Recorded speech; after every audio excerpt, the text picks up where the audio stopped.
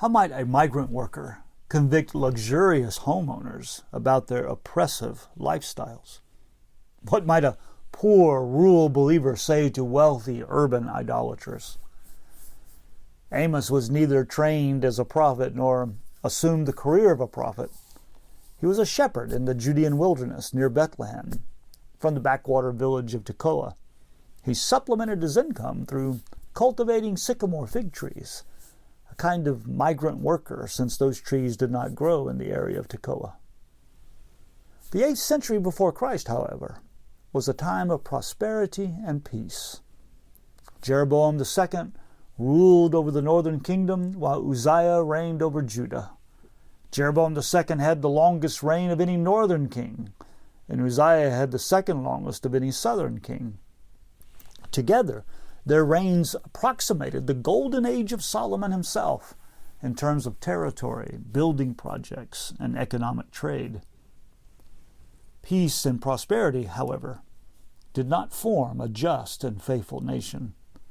On the contrary, wealth was increasingly located in the hands of the elite few. Whereas their blessings should have blessed all, the wealthy consumed their blessings rather than sharing them.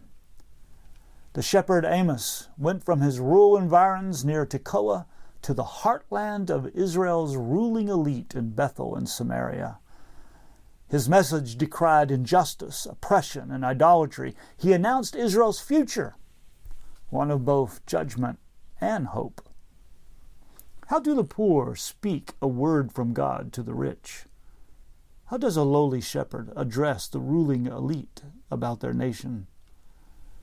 We want to stand with Amos as he speaks against injustice and idolatry, but we will miss the message if we do not become Amos's audience as well.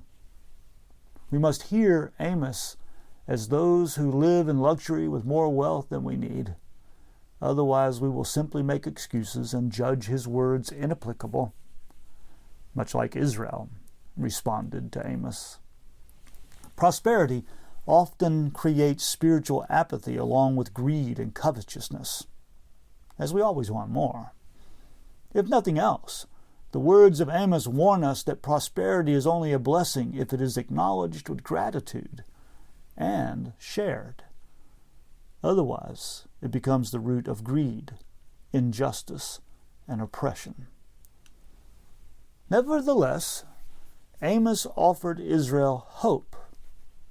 In chapter 9, Amos announced good news. A day will come when God will renew Israel and fully restore relationship with them. God will again raise the tent of David, and a son of David will once again reign over the land. Amos chapter 9, verses 11 to 15 offers hope not only to Israel, but to the nations. The restoration of the tent of David will include the nations. They too will be called by the name of God. When that day arrives, the glory of the Lord will fill the whole earth, and the meek will inherit the earth. The Abrahamic promise will be fulfilled when the whole earth becomes the Lord's, both in fact as well as by right.